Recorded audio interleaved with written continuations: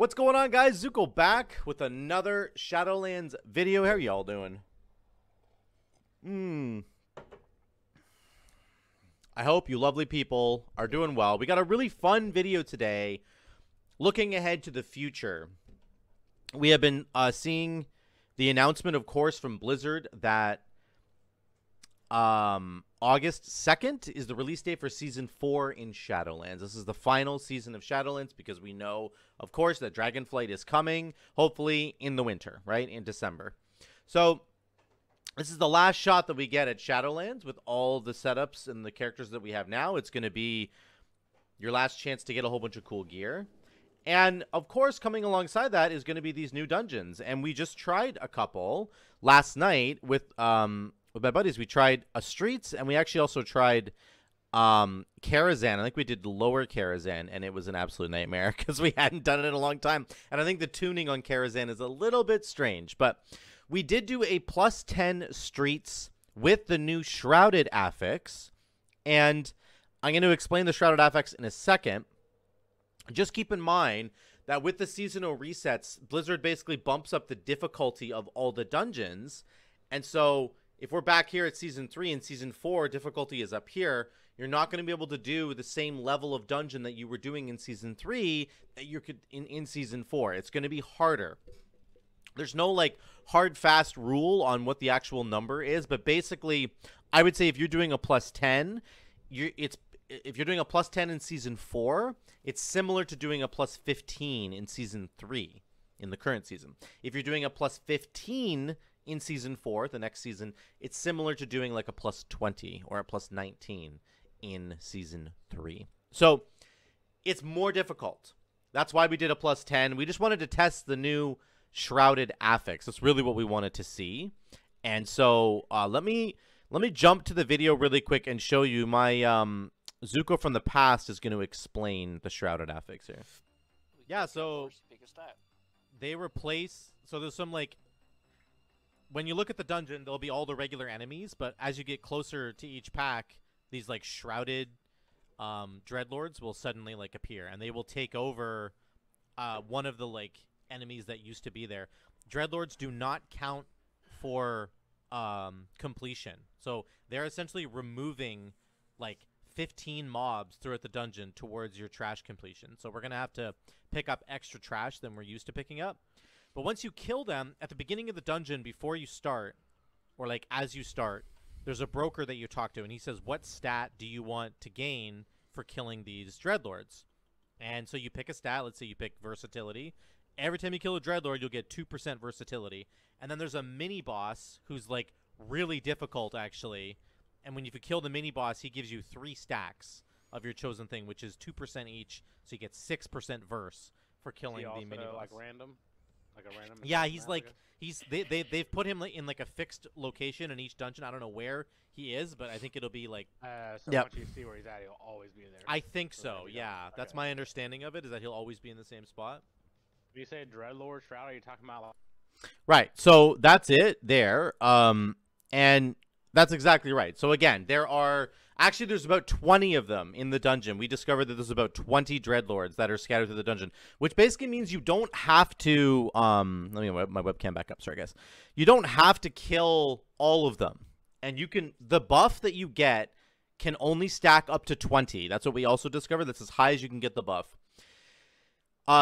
So you don't have to kill all the Dreadlords. You could just choose to only get like 15 of them. In fact, I would argue that there's probably 5 Dreadlords scattered throughout each dungeon that it's like kind of out of the way. So if you do want to go get that extra 5 stacks of the buff, it's going to cost you a little bit of time. And again, the Dreadlords do not count towards your trash completion. So you have to go get extra stuff throughout the dungeon. So that's the basic mechanic. There's Dreadlords. The basic Dreadlords are not difficult to kill. I'll show you them in a minute. There's about 20 of them. You can get 20 stacks of whatever stat buff you're choosing. There's a mini-boss Dreadlord you need to kill. And the mini-boss Dreadlord is much harder to kill than the other ones. And then That's it. That's basically the whole mechanic. So there's a lot of implications actually for this new mechanic because we don't have anymore. We don't have woe. There's a lot of things, and I'll get into that in a minute. But I just want to show you guys in Ouroboros, if you want to get to these different dungeons, obviously right here are the portals. This goes to Gorgrond. This gives you access to the Iron Docks and Grimrail Depot. If you want to go to Karazhan, that's Upper and Lower Karazhan right here. And then if you want to go to this third portal, it gives you to the Mechagon ones. If you want to go to Streets and Gambit, of course, you simply go to the Flight Master, who's right over here, and you can fly there from Ouroboros. And you just fly down here. So that's how you get to all the dungeons right there. That's the new Shrouded Affix. Let's get into the dungeon itself and take a look at what's going on here. Like the Among Us phase of... Yeah, Dreadlord guys with wings. So let me make that bigger, and then... So that's about it. They're just like, they have some different mechanics. Like the regular Dreadlords, they give you a stack of the buff each. They're not that difficult to kill, but this mini-boss guy is like really hard, apparently. Okay, here we go. Let's jump into it. Sanguine Storming? I can't tell. Those are the first 3 mobs of the dungeon. There's no guy there. There is, however, a Dreadlord to the right-hand side here. This guy on the left. And you can see it because he'll have a purple... This enemy, it's really hard to see. I'm sorry, guys. You'll see it more clearly later.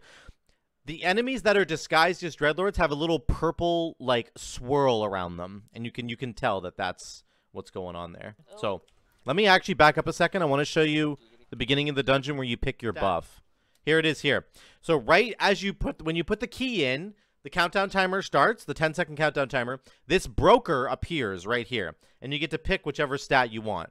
If you pick versatility, they recently nerfed versatility. So the versatility buff is 1% verse per stack. So you can get a total of 20% extra verse. Haste and crit are both 2% per stack.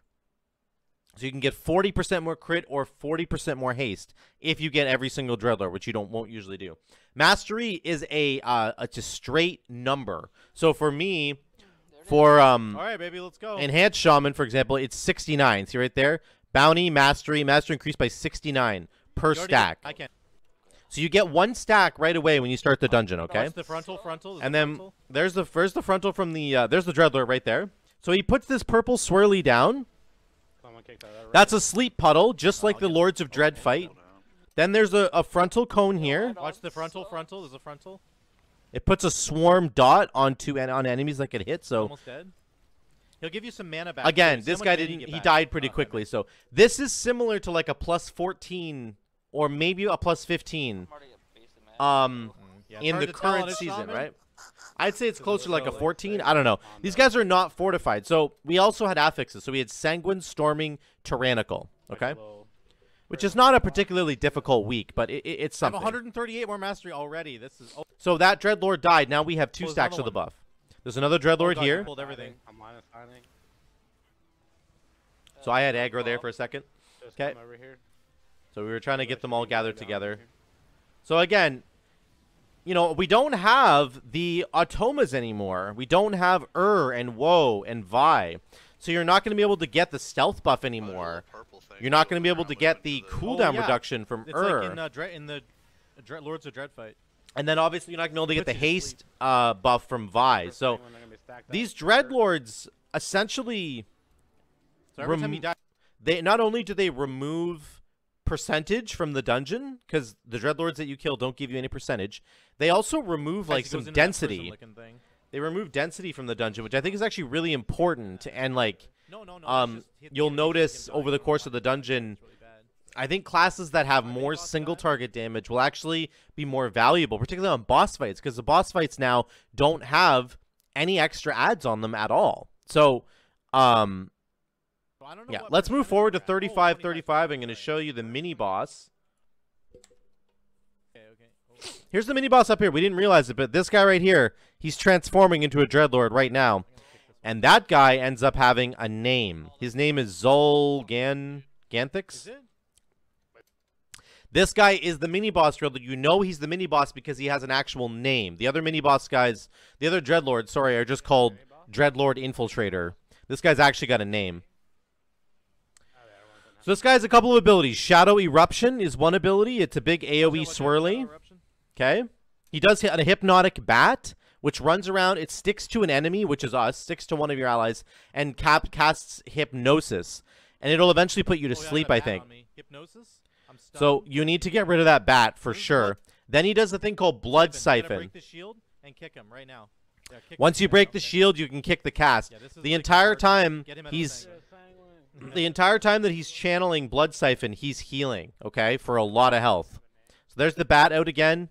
Here comes the big shadow swirly thing again, I think. Shadow Eruption. I don't know if I need to kill it. And then he's going to do Blood Siphon. As far as I understand, they're all just on a timer. Here comes Blood Siphon.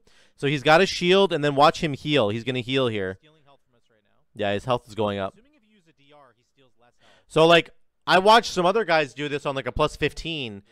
and he was almost, like, full healing on the plus 15. It was really insane. So I'm not really sure if they're going to tune this differently, but once he dies, we get 3 stacks of our buff. So I have 3 stacks of my mastery buff right now. Now I have 6. My mastery, I think, is already at 85%. I already have 85% mastery. So you can see, like, for Enhancement Shaman, for example, the mastery is pretty valuable. You can, because you can get Fire, Frost, and Nature damage. It's all buffed from that, right? So I'm just doing more damage now. And I don't have a really good... I'm just doing the Witch Doctor Wolfbones build here, so don't worry so much about the damage. I wasn't even really...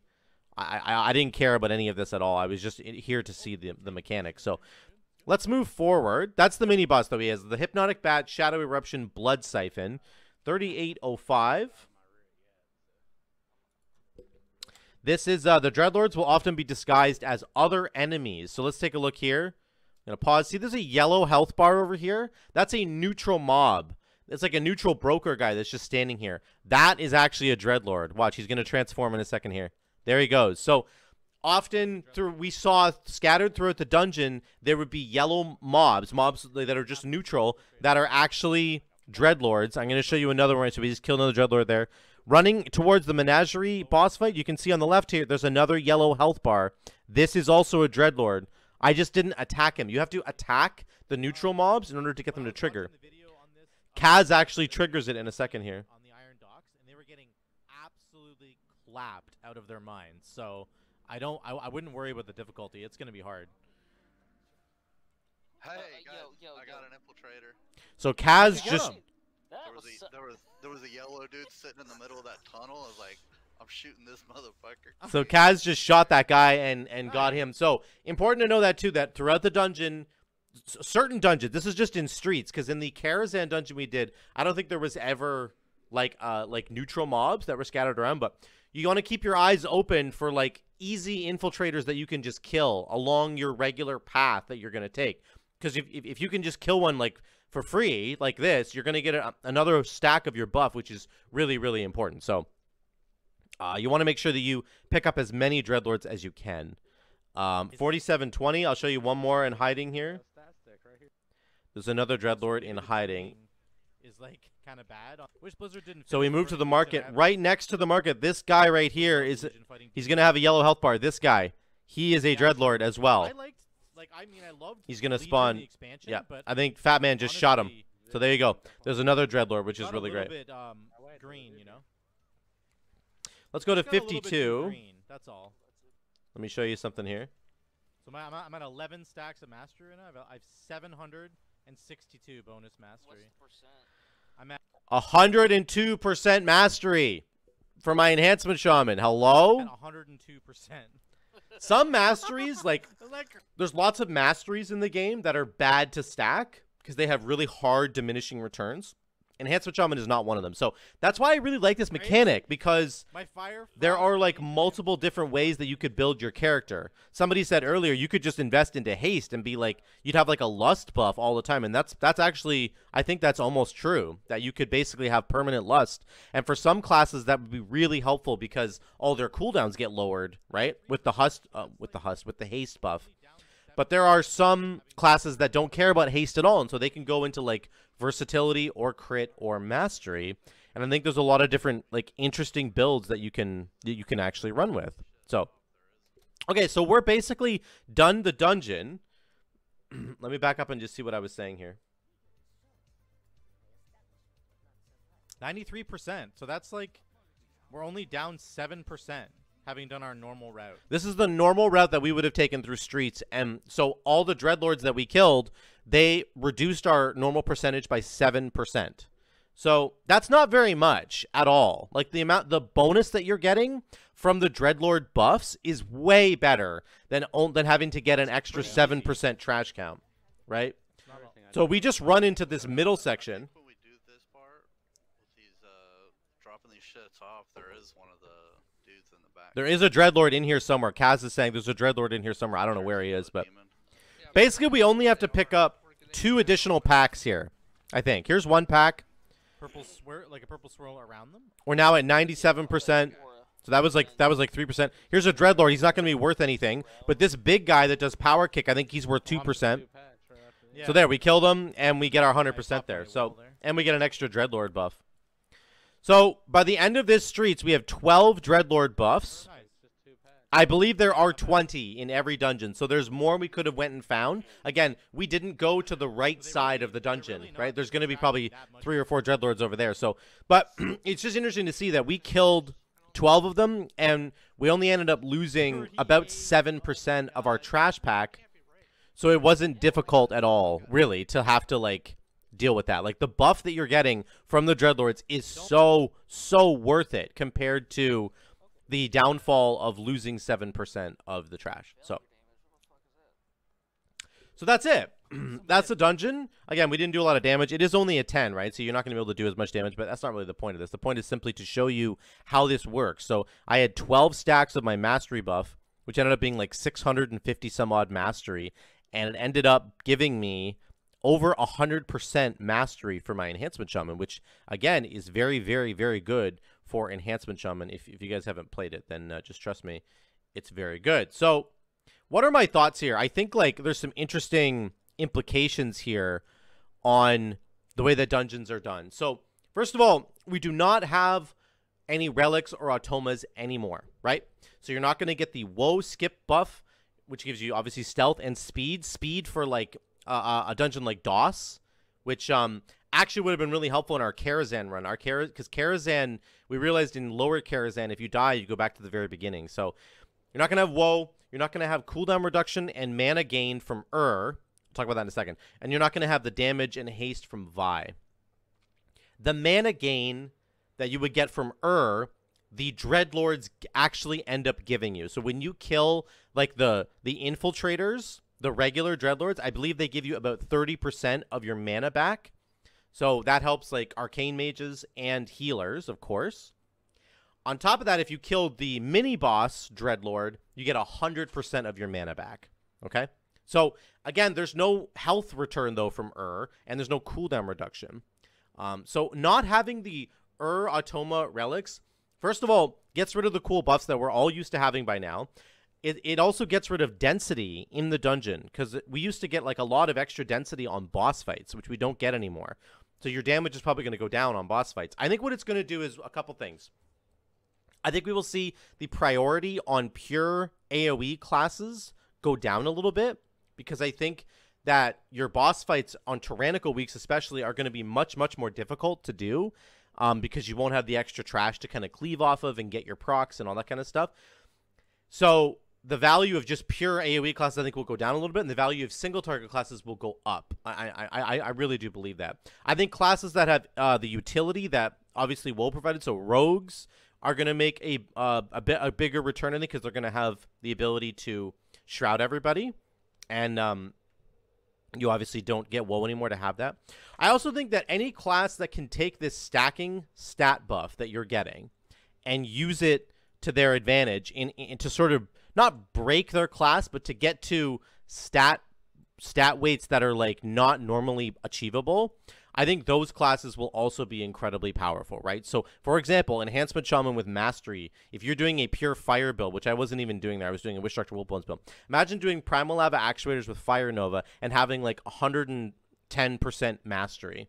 That would be kind of crazy. Your damage is going to be so much higher. Or a class that really wants a lot of haste, and you can get a ton of haste just by stacking it with the buff. Maybe that'll be hugely beneficial for your class, right? So Their versatility as well. I think a lot of classes were just going to stack versatility, which is why they nerfed it. Again, it's only 1% verse per buff that you're getting, per stack that you're getting.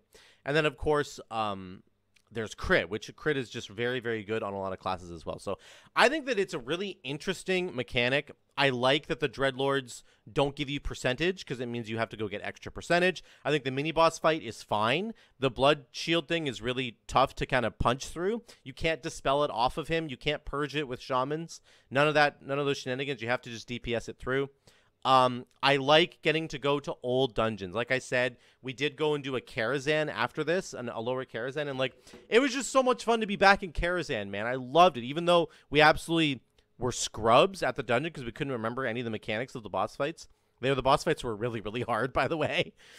But like, I think that it's going to be so much fun to go back into those old dungeons. The scaling in terms of the Mythic Plus scaling was very obvious to us. We did a plus 12 Karazhan and got wrecked repeatedly, and we're all in like 275 eye level gear basically. So I do think that it's going to be a challenge. I think it's going to be fun to see old dungeons. I think the new Dreadlord mechanic is quite good. The stats that you're going to be able to pick are very fun and very interesting, and having to get extra trash percentage is also kind of interesting. I think not having the relics like the Woe Automa and the Automa and all that stuff is actually going to be a really big deal for certain classes, and we might see the priority in certain DPS classes or tanks or healers go up or down. I think there might be a lot of shifting in the terms of the meta. I think it's going to shake up the meta a lot. So let me know what you guys think. What do you think about this new Shrouded Affix? What do you think about the new season? What do you think about going to these old dungeons? Let me know what you think in the comments below. I want to hear from you guys. Thank you so much for watching. Drop a like if you like this video, and subscribe if you haven't already. The best way to support me in the future of what I'm doing on this channel is Patreon, and there's a link to that down below as well. Thank you so much. I love you guys. I'll see you in the next one.